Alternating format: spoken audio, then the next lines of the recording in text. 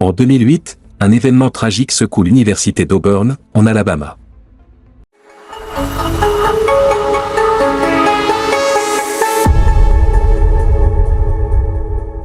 Lauren Burke, une étudiante brillante et pleine de vie, disparaît brutalement après avoir quitté la chambre de son petit ami. Ce qui semblait au départ être un simple incident s'est rapidement transformé en une enquête complexe qui a révélé une histoire de violence, de manipulation et de tragédie.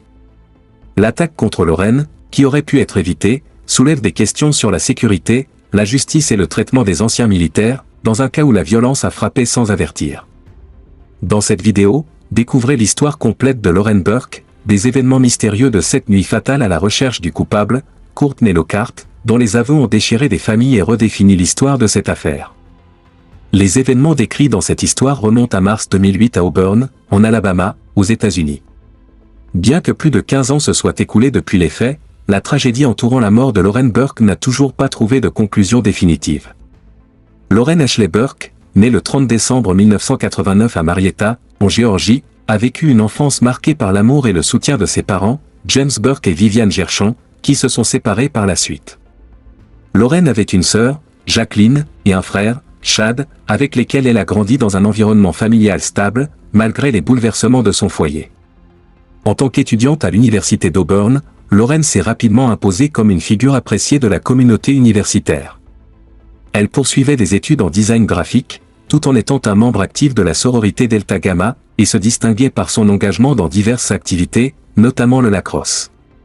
Son enthousiasme, son sourire constant et sa disposition à aider les autres ont fait d'elle une personne bien aimée de ses camarades.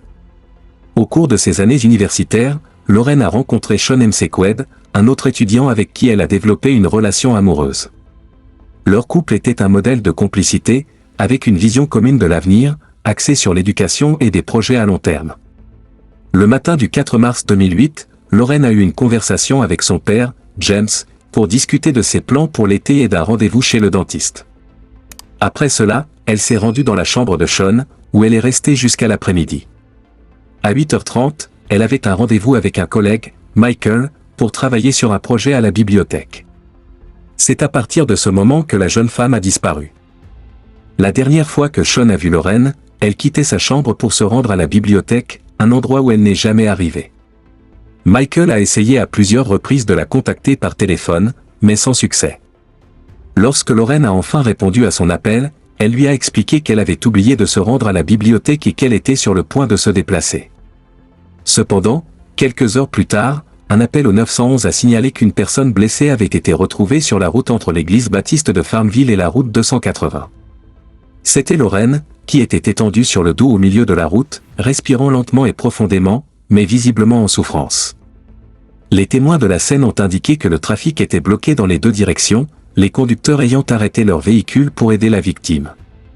Lauren souffrait de nombreuses blessures visibles, mais elle n'avait pour seul vêtement que des sacs. Lorsqu'elle a été transportée à l'hôpital, son état était déjà critique. Malgré les efforts des médecins pour la réanimer, Lauren est décédée des suites d'une seule blessure par balle. Les autorités ont été informées que la voiture de Lauren, une Honda Civic noire de 2001, avait été retrouvée brûlée à proximité, un indice qui allait rapidement permettre de relier les événements. James Burke, le père de Lauren, a été contacté et a appris que la voiture appartenait à sa fille. Cependant, au moment où il a demandé des détails à propos de l'incident, les pompiers n'avaient aucune information concrète. Désespéré, James a appelé d'autres membres de la famille et des amis pour tenter de comprendre ce qui se passait. C'est ainsi que Sean, le petit ami de Lauren, a été informé de sa disparition et du lien entre la voiture brûlée et sa copine. Sean a tenté de joindre Lauren, mais il n'a pas reçu de réponse. Au même moment, les médecins luttaient pour sauver la vie de Lauren, mais son état était trop grave. Les premiers examens ont révélé une balle de calibre .38 retrouvée sous le siège avant de sa voiture, ce qui a permis de confirmer que la scène du crime se trouvait à l'intérieur du véhicule avant que celui-ci ne soit incendié.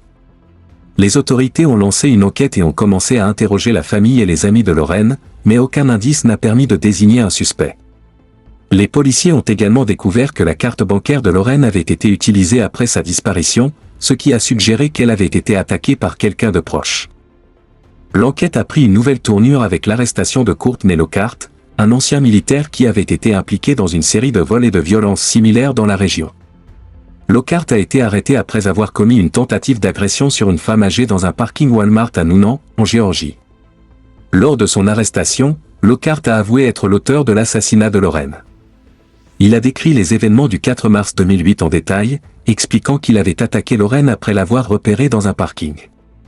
Il l'avait forcée à entrer dans sa voiture et, après lui avoir pris de l'argent, l'avait menacée pour qu'elle se déshabille. Alors qu'il conduisait, Lauren a tenté de fuir en sautant de la voiture en mouvement, mais Lockhart l'a tiré. Les tests balistiques ont confirmé que la balle retrouvée dans le corps de Lauren provenait de l'arme de Lockhart. Lockhart a été jugé en 2010 et la défense a avancé que son service militaire avait affecté son état mental, ce qui expliquerait ses actions. Cependant, il a été condamné à la peine capitale. Après plusieurs appels, la Cour a maintenu la condamnation de Lockhart à la mort. En 2014, sa demande de retrial a été rejetée, tout comme sa tentative en 2018 d'annuler sa sentence. Le 7 avril 2021, la Cour d'Alabama a rejeté une nouvelle fois la demande de Lockhart pour un retrial. Le père de Lauren a exprimé sa ferme conviction que Lockhart ne devait pas obtenir une seconde chance. Quant à la famille de Lauren, elle continue de lutter pour que justice soit rendue pour leur fille, sans jamais renoncer à la vérité. La tragédie qui a coûté la vie à Lauren Burke reste gravée dans la mémoire de l'université d'Auburn et de ses proches. Le dénouement de l'enquête, marqué par l'arrestation et la condamnation de Courtney Lockhart, rappelle l'ampleur de la souffrance infligée par des actes de violence insensés. Alors que la famille de Lauren poursuit son combat pour la justice, cette affaire reste un exemple poignant de l'injustice subie par une jeune vie pleine de promesses. Après des années d'attente et de recours légaux, la famille ne cesse de réclamer que la mémoire de Lauren soit honorée et que la justice suive son cours.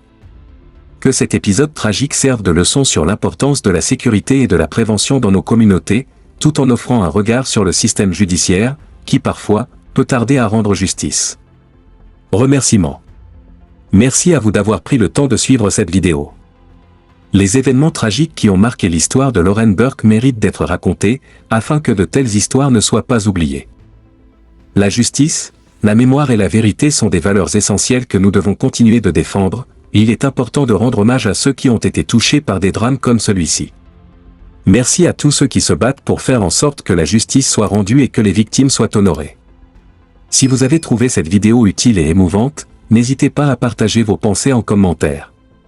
Votre soutien et vos partages permettent de continuer à mettre en lumière des histoires importantes. À très bientôt.